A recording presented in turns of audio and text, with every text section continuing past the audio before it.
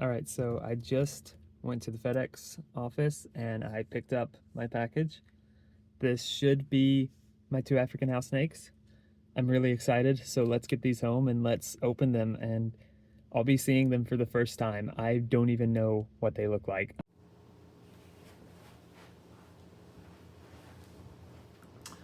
All right, guys, so I just got my African house snakes in. I'm so excited. This will actually be my first time seeing them. So yeah, this is pretty exciting. Basically, I got this pair because I want to start a breeding program for these snakes, and I made this channel so that I can document all the steps of that. This is my first time ordering snakes online, but I watched some videos about packaging and everything and tried to learn as much as I could. And these should be insulated and in little tubes, but I have heard that they can escape sometimes. So first off, I want to be really careful with opening this box. So I have a really sharp knife here, and I just want to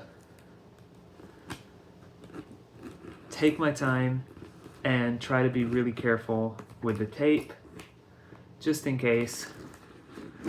I don't expect the snakes to have gotten out and be up here, because I feel like I would see them because there's a little bit of a crack that I can see through the tape, but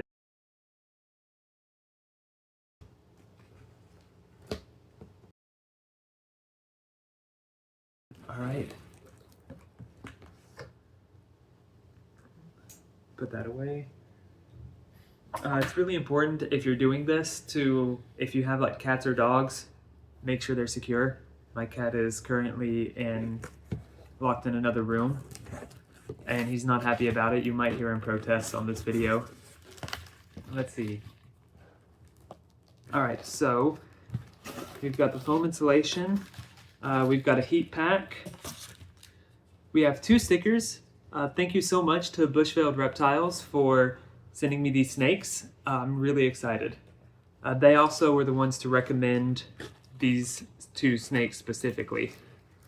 All right, so first off, we have a T+ albino, het blue eyes, het hypo, hatch date 23rd of January 2025. This should be a male. Yes, this is the male. Oh, it comes with this little card. Oh my goodness. Oh my gosh, guys, hold on. This guy is so small.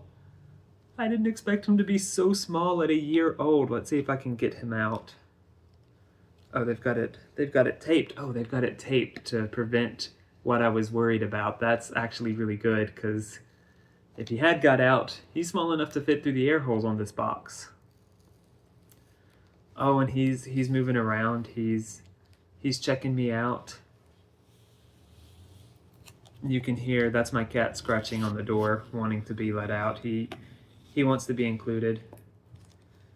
He's never gone after my reptiles, but you know, these snakes are small and can be a little bit flighty when they're young, so better safe than sorry. All right, I'm gonna get down off the couch. I'm gonna get down on the floor here so I can get a better look at the snake and get a better view of the camera. Maybe if I move the camera, maybe if I move down here out of the sun, we can get some better lighting.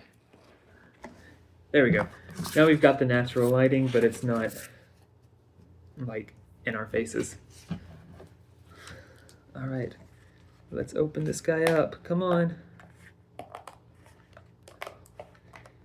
Yeah, I didn't know they were gonna be so small, guys. I have like an adult size enclosure set up for them. I'm gonna have to, I don't know, I'm gonna have to set up a little mini rack for a little while, or not, I guess like a little shoe box. Oh my goodness, here he is, look at him. Oh my goodness, guys, look at this. Okay, yeah, so this, actually so chill right out of the box. He did poop in the box, so there's a little bit of an odor, but that's okay.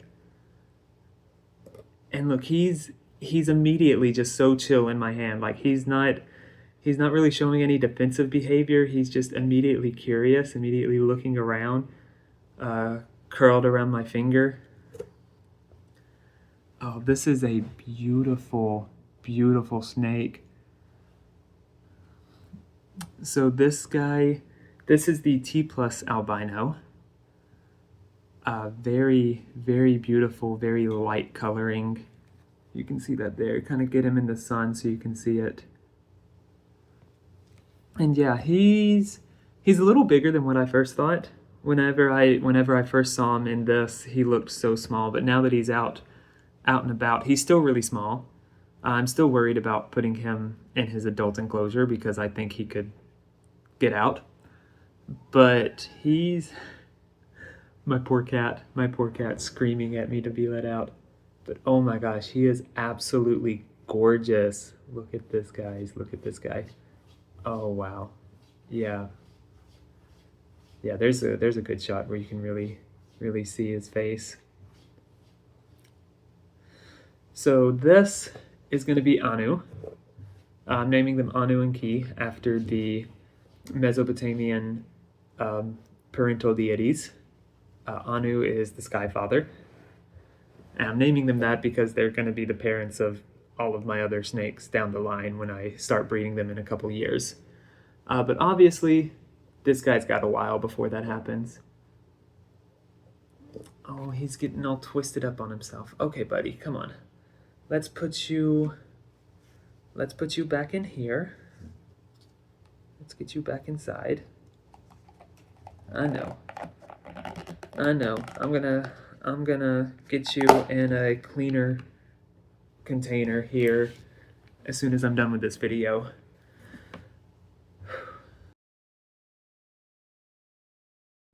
Alright, this is the female, and the female is triple het, so she should appear wild type, but she's het hypo, het T albino, het blue eyes. T plus albino, sorry, same albino as him, which means they should be able to produce babies that are blue eyes, T plus albino, and hypo. So that's really exciting. She was hatched on September the 13th, so she's a good bit younger than he is. And she's like the same size as him. So females of this species get a lot bigger than the males. The males stay really small. Like he obviously has a whole nother year of growing to do, but the females will get like 5 foot in some cases, usually closer to 4, whereas the males kind of max out around 3 is my understanding. All right, I'm seeing her in her little tub right now, and even the wild type of this species is absolutely gorgeous, absolutely beautiful. She's actually bigger than he is, and she's moving around. Looks like she has also pooped in the box, which is good. It's good to know that they are well fed. Not that I had any reason to think that they weren't. I mean, Bushveld is very well known and very reputable. If you don't want to wait on me to have snakes produced, then I would definitely recommend getting from them. All right, get rid of the trash and let's open her up.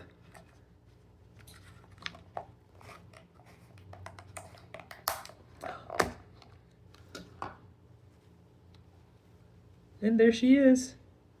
Once again, really friendly, not defensive at all. She's kind of running away from me, which is expected, you know, new snake. A giant just reached in and grabbed her.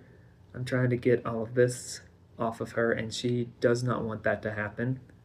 So that's okay. Hey, sweet pea. Oh, wow. Yeah, so this isn't going to come through on the camera really well, but oh my gosh, the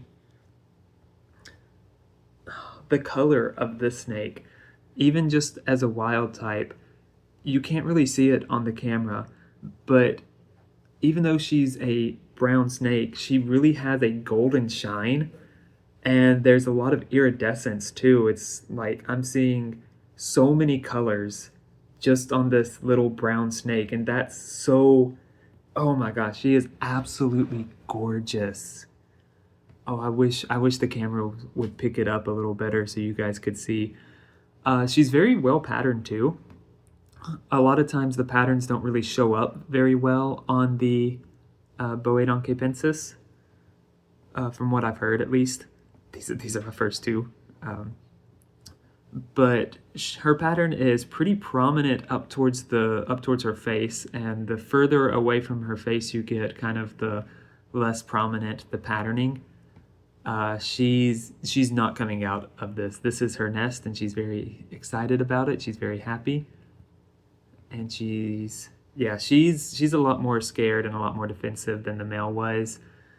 But she did come out. She did come out of her little nest, and you can see her. She's checking me out. She's trying to figure out what to think of me.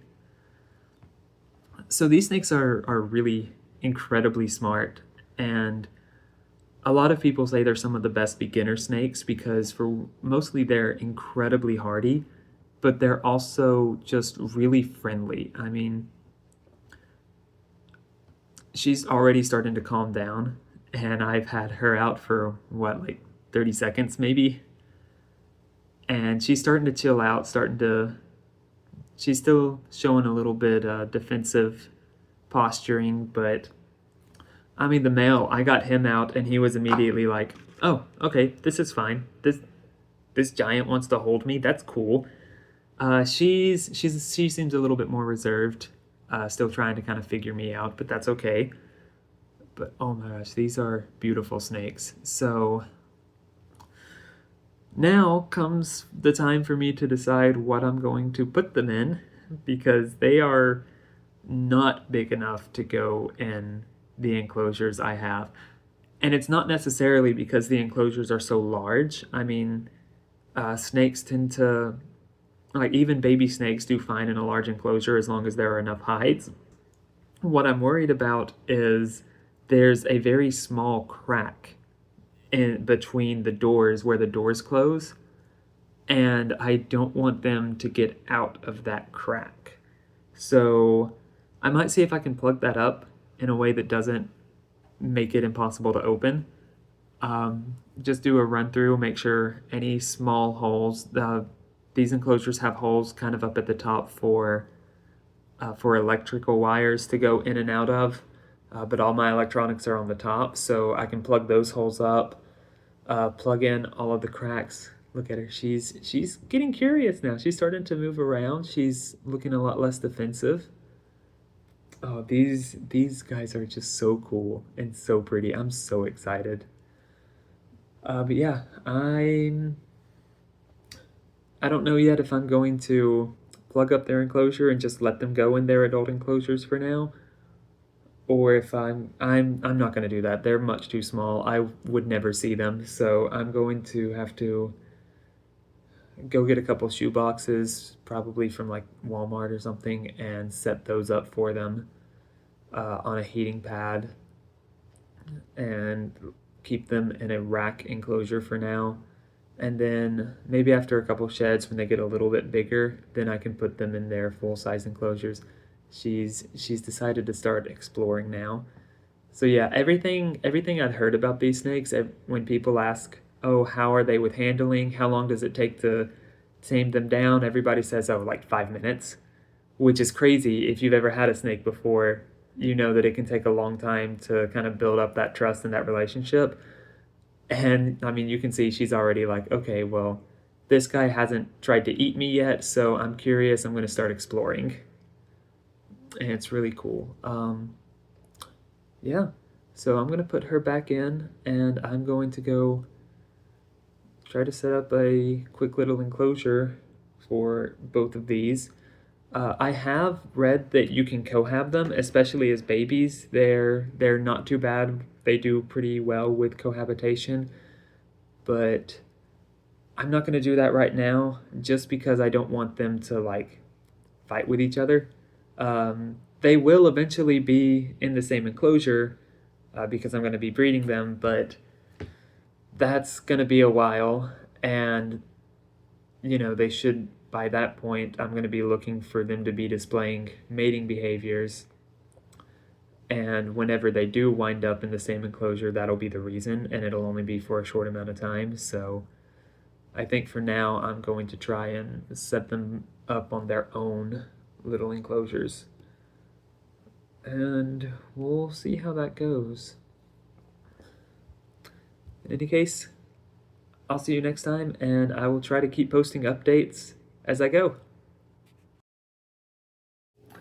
Hey guys, thank you so much for watching this video. I know that the editing and the filming is a little bit rough, but this is my first time doing anything like this, so I really appreciate anybody who stuck around and watched to the end. I'm gonna work on trying to figure out how to fix the camera.